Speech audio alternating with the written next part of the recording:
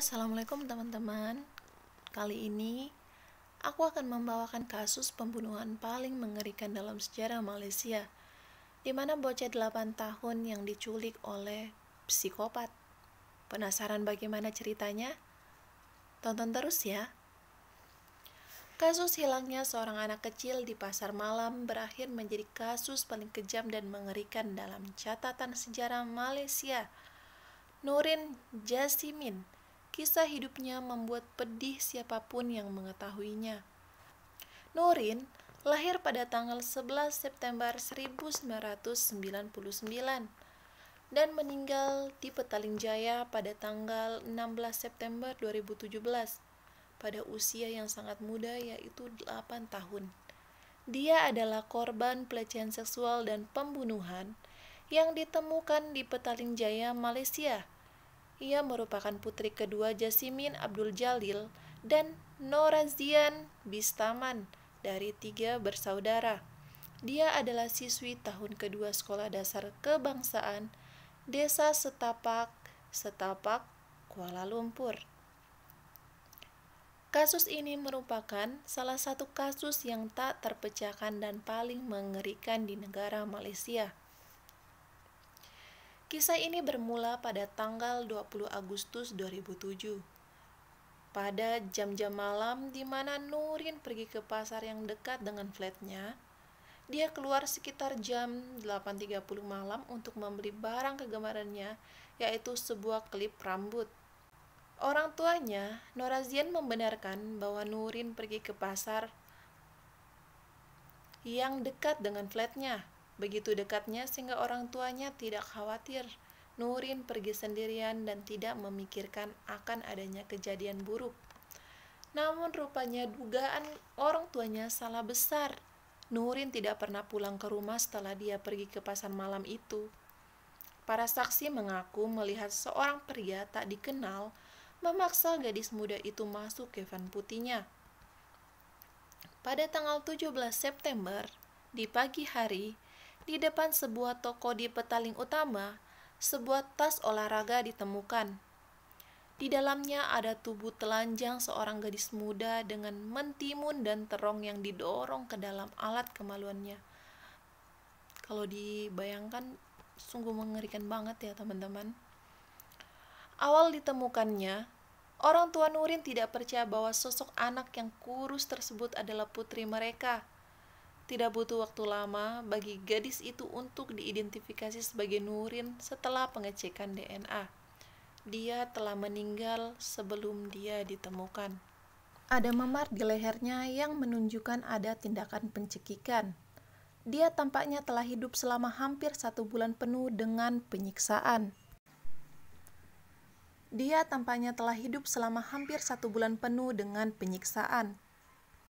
Sifat penyiksaan brutal dan akhirnya kematiannya di tangan seorang penyerang tak dikenal, yang diduga psikopat memicu kemarahan di seluruh negeri terutama Malaysia. Blog-blog media dan internet di Malaysia telah dipenuhi dengan kemarahan dan ketidakpercayaan sebagai reaksi atas kasus tersebut. Pembunuhan itu secara luas dianggap sebagai kejahatan paling mengerikan di negara Malaysia selama bertahun-tahun. Kasus ini menyebabkan pernyataan Perdana Menteri Abdullah Ahmad Badawi tentang kemungkinan mempublikasikan daftar pelaku kejahatan anak-anak terpidana. Inspektur Jenderal Kepolisian Musa Hassan awalnya menyarankan bahwa ia akan menyelidiki apakah orang tua Nurin lalai, suatu pelanggaran yang dapat menyebabkan tuduhan berdasarkan pasal 33 dari Child Act 2001. Usulan itu memicu kecaman publik yang paling menonjol dari Lee Lam Tai, Ketua Yayasan Pencegahan Kejahatan Malaysia, yang menjawab bahwa menghukum orang tua lebih jauh tidak adil.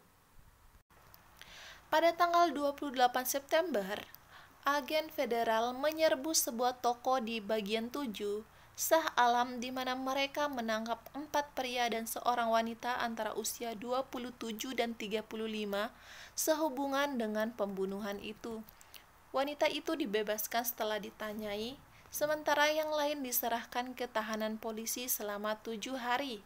namun mereka dibebaskan tanpa syarat 3 hari kemudian karena kurangnya bukti. Polisi kemudian melanjutkan untuk memberikan penghargaan sebesar Rp10.000 Malaysia atau sekitar 35 juta rupiah untuk informasi yang mengarah pada penangkapan pembunuhan Nurin. Seorang pengusaha swasta anonim setuju untuk mencocokkan itu dengan tambahan Rp10.000 Malaysia. Pada 2 Oktober, polisi menangkap seorang wanita Indonesia di pasar, nilai Negeri 9. Nekatnya saat itu, wanita tersebut mencoba untuk menelan kartu SIM yang dibawanya. WNI yang belum diketahui identitasnya itu berusia 23 tahun. Polisi yakin SIM card yang ditelannya itu terkait dengan pembunuhan Nurin. Selain itu, polisi setempat menyita 4 SIM card lain, 2 ponsel, serta uang Rp477 Malaysia. Namun, tidak ditemukan dokumen perjalanan pada perempuan itu. Sebuah kartu perdana prabayar yang disita dari tersangka adalah nomor yang sama yang digunakan untuk menghubungi polisi melalui hotline.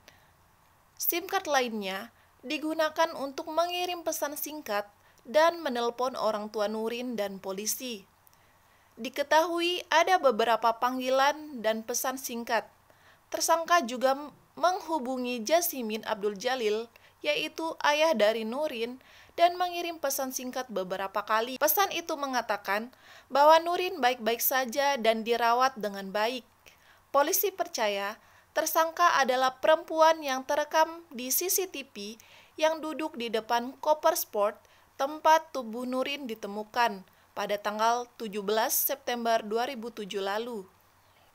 Polisi juga menginvestigasi kemungkinan perempuan itu bertanggung jawab membujuk dan menculik Nurin dari pasar malam di Wangsa Maju, malam ketika Nurin dilaporkan menghilang. Tapi tak satu pun pakaian Nurin ditemukan polisi hingga kini. Pada tanggal 11 Oktober, polisi merilis 2 rekaman video yang ditangkap oleh kamera CCTV dekat sebuah toko di Petaling Utama, Petaling Jaya, di mana tas olahraga yang berisi mayat Nurin ditemukan. Rekaman CCTV dikirim pada tanggal 26 September ke FBI untuk meningkatkan kejelasan gambar buram.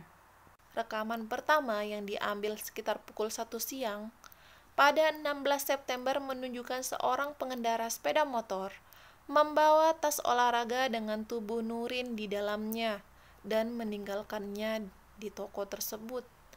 Rekaman kedua yang direkam 1 jam kemudian menunjukkan seorang wanita berkeliaran di sekitar ruko yang kemudian dijemput oleh 3 orang yang tiba di tempat kejadian.